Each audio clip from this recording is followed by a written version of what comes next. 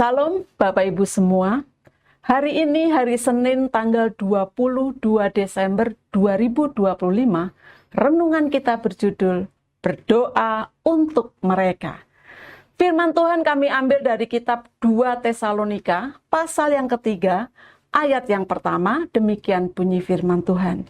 Selanjutnya, saudara-saudara, berdoalah untuk kami, supaya firman Tuhan beroleh kemajuan dan dimuliakan, sama seperti yang telah terjadi di antara kamu. Rasul Paulus mengingatkan agar kita jangan lupa untuk mendoakan para hamba Tuhan, mereka yang ada di garis depan. Kalau kita berdoa bagi seorang hamba Tuhan, kita seperti membangun tembok rohani di sekelilingnya. Mereka yang berada di garis depan dalam tugas penginjilan, yang masuk ke daerah-daerah yang penuh perdukunan, kiriman santet, dan kuasa gelap, mereka ini perlu dipagari dengan doa-doa kita. Mungkin kita berpikir, apa betul sih kalau saya berdoa untuknya, maka akan ada pengaruhnya. Ingat saja peristiwa Bileam dalam Bilangan 22 dan apa yang terjadi dalam Daniel pasal 10, bahwa peperangan rohani itu real. Bahkan Yesus menyebut sesuatu yang tidak disadari oleh para murid pada waktu itu. Kata Yesus kepada mereka, "Aku melihat iblis jatuh seperti kilat dari langit." Peperangan rohani, kewaspadaan, penyerahan diri kepada Allah, dan melawan tipu daya iblis adalah sesuatu yang nyata. Saya terkadang bertanya, mengapa peristiwa-peristiwa yang tragis juga terjadi pada mereka yang melayani dengan sungguh-sungguh? Jawabannya tentu pada maksud dan rencana Tuhan. Tetapi terjadinya peristiwa-peristiwa yang terlihat merugikan kerajaan Allah adalah peristiwa penerobosan kekuatan kegelapan dalam hidup mereka yang bersandar kepada Allah dengan maksud untuk melemahkan, mencuri, menghancurkan, membunuh, dan membinasakan kehidupan kita. Iblis tetap jahat sampai kapanpun.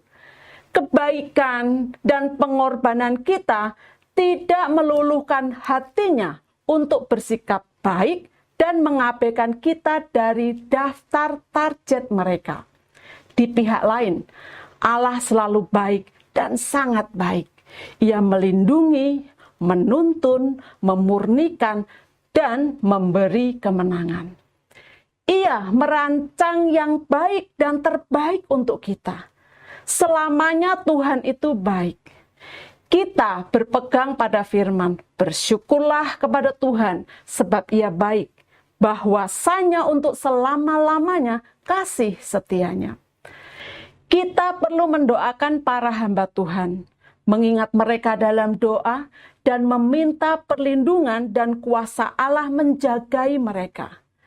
Tidak heran Rasul Paulus berkata di dalam 2 Tesalonika 3 ayat yang pertama, "Selanjutnya, saudara-saudara, berdoalah untuk kami, supaya firman Tuhan beroleh kemajuan dan dimuliakan, sama seperti yang telah terjadi di antara kamu." Ayat ini menegaskan bahwa kemajuan dan kemuliaan firman Tuhan sangat bergantung pada dukungan doa dari jemaat. Dalam penerapannya, kita dipanggil untuk setia mendoakan para pelayan Tuhan, setidak-tidaknya yang ada di gereja kita, agar mereka tetap kuat, setia, dan terlindungi dalam setiap pelayanan mereka, terutama di tengah tantangan dan perlawanan rohani yang nyata. Masalahnya, seringkali kita lalai atau meremehkan kekuatan doa. Padahal melalui doa, Allah bekerja melampaui keterbatasan kita. Mari kita terus berdoa dengan tekun. percaya bahwa Tuhan sanggup memelihara, memperkuat, dan memuliakan namanya melalui hidup dan pelayanan para hambanya. Kata-kata bijak. Bangunlah tembok rohani untuk semua hamba Tuhan melalui doa-doa yang kita panjatkan bagi mereka. Bapak Ibu, mari tundukkan kepala kita untuk berdoa. Bapa, aku ingin berdoa untuk semua hamba-Mu yang sedang giat bekerja di ladang-Mu. Tolong berkati dan lindungi mereka. Dalam nama Tuhan Yesus, aku berdoa dan bersyukur. Amin. Puji Tuhan, selamat berkarya. Tuhan Yesus memberkati kita semua. Amin.